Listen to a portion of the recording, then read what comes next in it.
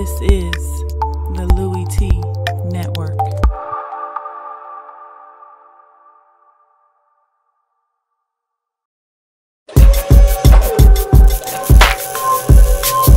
Louie T Live.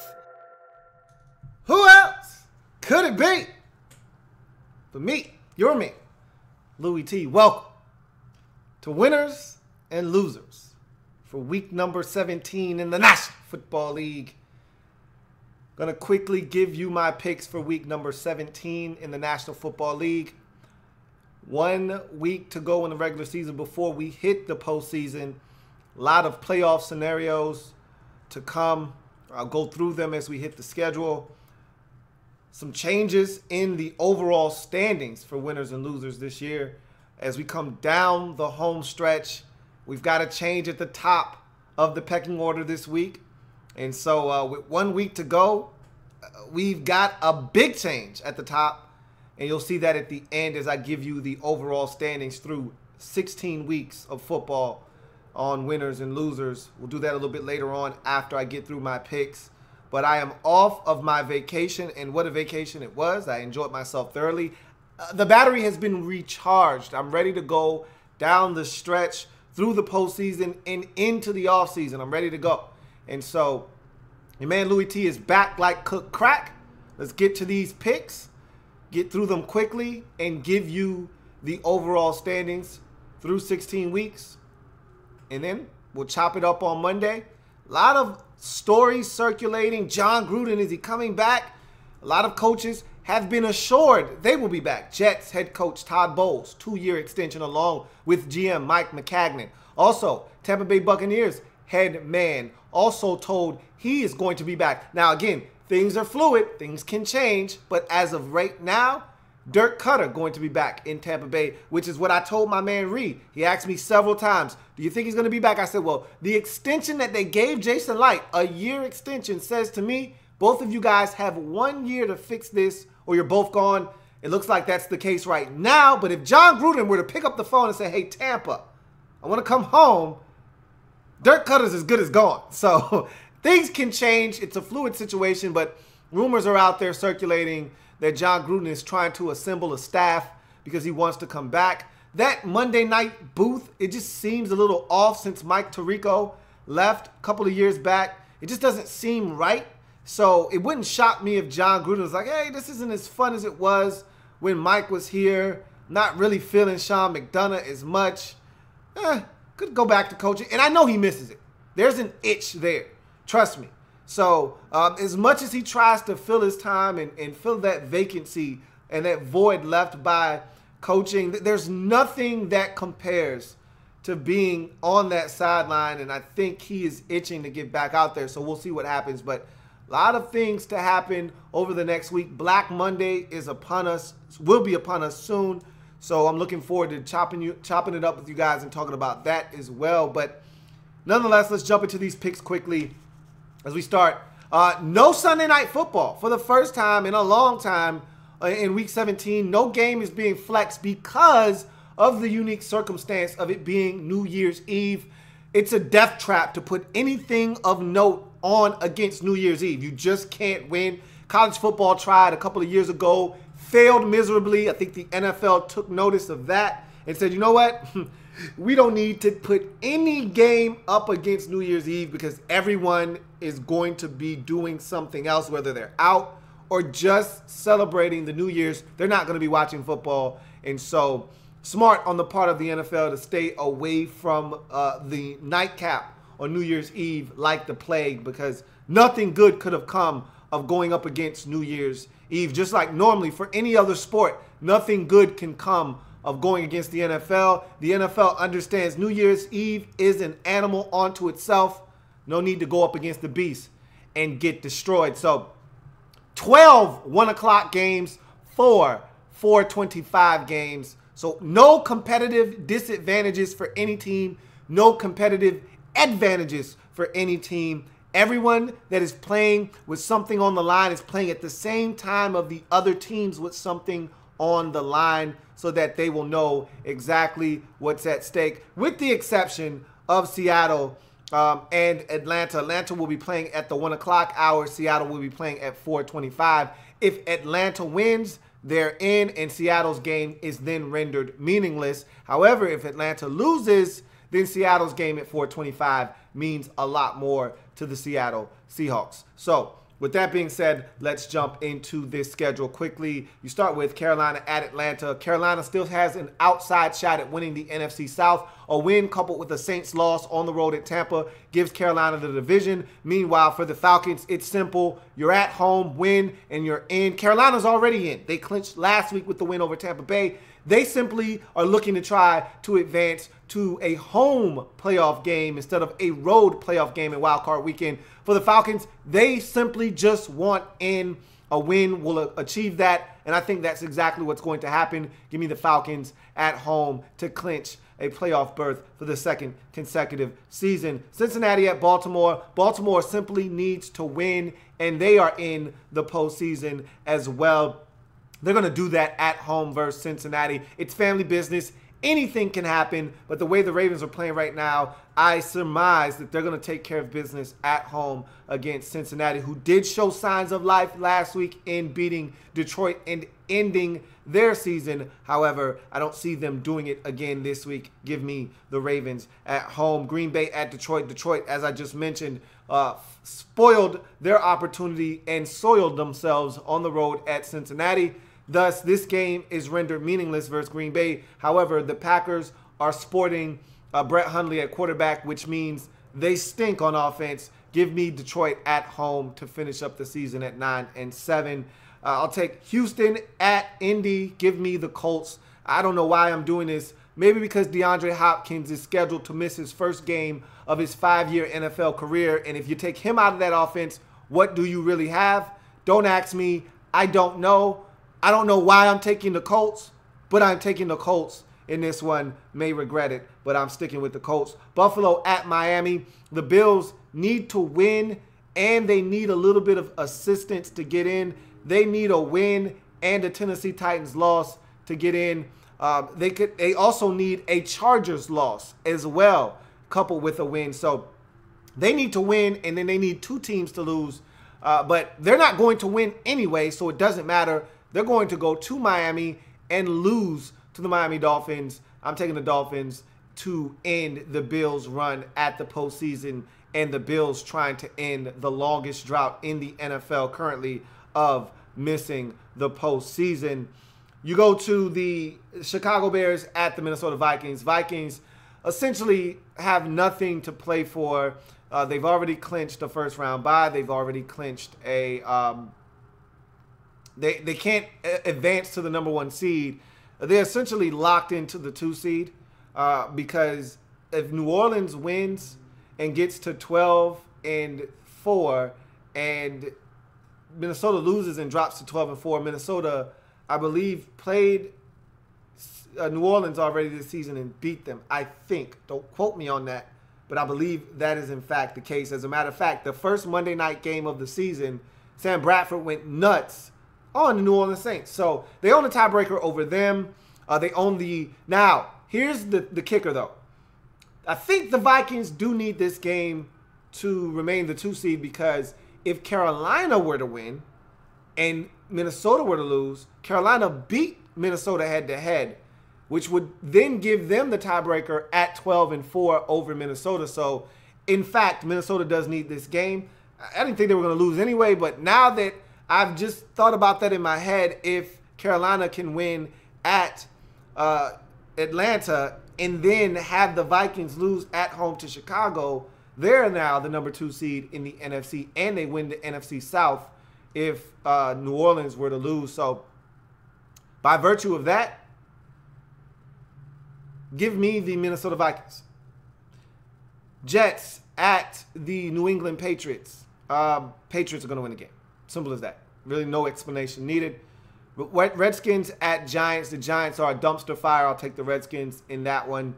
Cowboys at Eagles. Eagles have locked up the number 1 seed in the NFC playoffs. They have nothing to play for. I'll take the Cowboys in that one against a Eagles team with nothing to show. Cleveland at the Steelers. Damn Browns. 0-16. Steelers need this game because if the Patriots were to slip up, they could still get the number 1 seed. But it's a damn shame because the Browns, they're a bad football team. Don't get that twisted. Don't get me wrong. They should have won at least a game, though. But they're going to go down in infamy as one of the worst teams in NFL history. And they deserve it. They've had opportunities to win, and they don't know how to. So they'll lose again and fall to 0-16, the second team in the modern-day NFL with the 16-game schedule to go 0-16. Browns will lose this game. Give me the Steelers at home. Saints at Bucks. Bucks, third straight week they've had a chance to play spoiler. First, Atlanta at home on a Monday night a couple of weeks ago. Missed a field goal late. That would have sent that game to overtime. A missed field goal last week against Carolina that would have extended the lead out to 7 with under 4 minutes to go in that game. They end up losing by 3 against the Panthers. Here's another opportunity to play spoiler within the division against the Saints at home. I just don't trust the Bucs to do anything other than lose late, so I'll take the Saints to win the NFC South on the road against the Buccaneers. Jacksonville at Tennessee. Look, I've been a straight rider with the Tennessee Titans all season long. Now it's no different. I'm not going to jump ship just because they're struggling. I don't think they're good enough to win a game if they were to make it into the postseason, but I still see the Titans making it into the postseason. No DeMarco Murray does worry me a little, but they've got Derrick Henry, and this is exactly why. I'll take the Titans even though the Jags have something to play for. Look, they're a young team, and I don't think they're going to take their foot off the gas pedal. That being said, I'm taking the Titans to win this game and get in to the postseason. Chiefs at Broncos. Chiefs have nothing to play for. I don't think they can advance their seeding at all. Maybe they can if they get to 10-6 and the Jags lose and drop to 10-6. I don't know if that's possible or not. Doesn't matter. They've already clinched the AFC West. I think you're going to see what a lot of Chiefs fans have been waiting on, and that's the first NFL start of one. If you don't see him start the game, you'll definitely see him at some point. In Texas Tech quarterback, ex-Texas Tech quarterback, first-round pick, Patrick Mahomes III. You're going to see him at some point if he does not start this game. I'd be shocked if he didn't start. But if he doesn't start, you'll see him at some point because, again, the Chiefs don't have much to play for, and the Broncos are just awful on offense. They should win this game, should the Broncos. They're at home, and the Chiefs have nothing to play for, really, but I don't trust them. I'll take Kansas City in this game to still beat the Denver Broncos. Raiders at Chargers. Chargers can get into the postseason with a win and a Titans loss. So all they have to do is win and the Titans lose and they're in. They own the tiebreaker over Buffalo. If you remember, that was a 5-interception game with Nathan Peterman. So they own the tiebreakers over the Buffalo Bills. So simply a win versus these Raiders at home coupled with a Titans loss to the Jags and the Chargers, who are still a dangerous team, will get in as the 6th and final seed in the AFC playoffs. They're going to beat the Raiders. The question is, will the Titans lose in conjunction with the Chargers winning at home versus the Raiders? We'll see. 49ers at Rams. This game would have been so much fun, a lot more intriguing had the Rams needed this game, but the Rams have locked everything up. They can't advance their seeding any more than the 3 or the 4 seed. Right now, I think if the playoffs started today, they would be your 3 seed. They beat the Saints. And because they've beaten the Saints, they own the tiebreaker. I believe that both teams come into this game at 11-4. If that is in fact the case, the Saints can go to 12-4, and if the Rams were to lose this game, they could drop to 11-5, thus giving the Saints the nod and the 3 seed. But again, I don't know if the Rams really care about that as much as they do health. It's a young coach in Sean McVay. I don't know what he's going to do. I don't know his thought process here. I don't know if he's thinking, let me just rest my starters, let me play them for a half just to keep them sharp, or what may have you. He may play him the entire game because he doesn't want to give up playoff seeding, because there's a big difference between playing Atlanta, who's struggling trying to get in, and having to play, say, Carolina as a 4 seed. So in any event, the Rams may come out guns a-blazing and give the 49ers their best shot. They may not.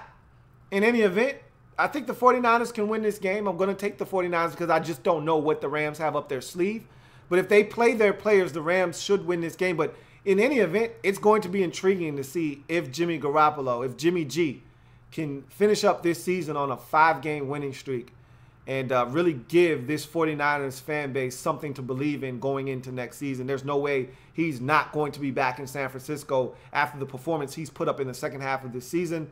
So that's an intriguing game just from the standpoint of the 49ers. And now you add in the angle that the Rams may need this game to avoid, say, Carolina or even New Orleans, who they've already beaten. But still, I'd much rather take my chances with Atlanta than either one of those two teams if I'm the Rams. So we'll see what happens.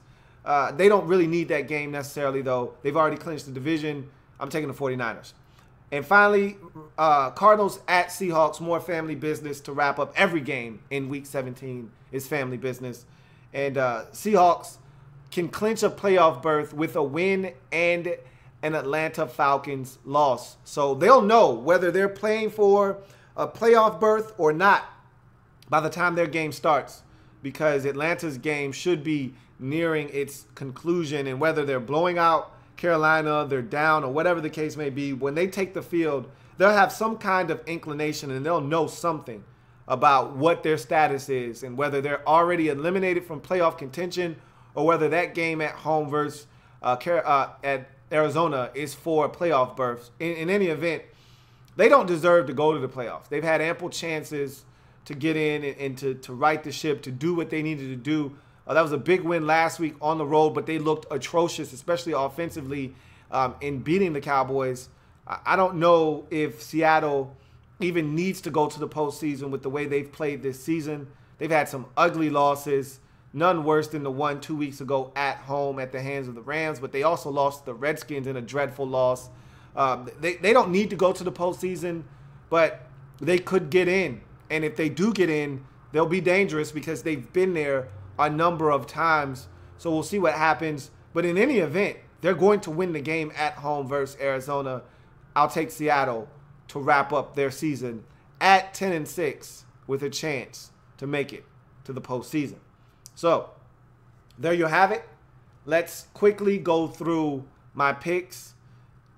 Falcons, Ravens, Lions, Colts, Dolphins, Vikings, Patriots, Redskins, Cowboys, Steelers, Saints, Titans, Chiefs, Chargers, Niners, Seahawks.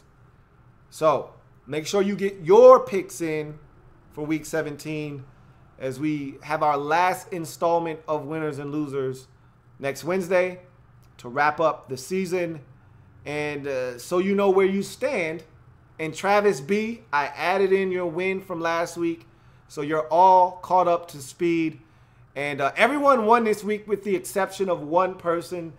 I'll let you take one wild guess as to who that one person was that didn't win. And I'll give you a hint. He went 3-13.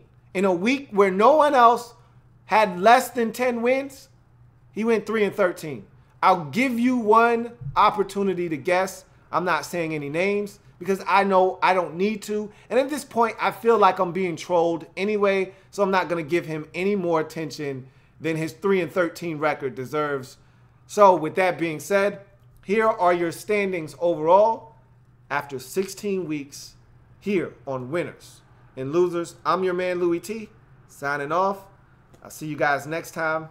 Have a good one. Enjoy the games on Sunday. Enjoy the college football. On Monday, we'll reconvene on Wednesday. I'll see you then. Have a good one. Feels good to be back. Feels good. Feels good.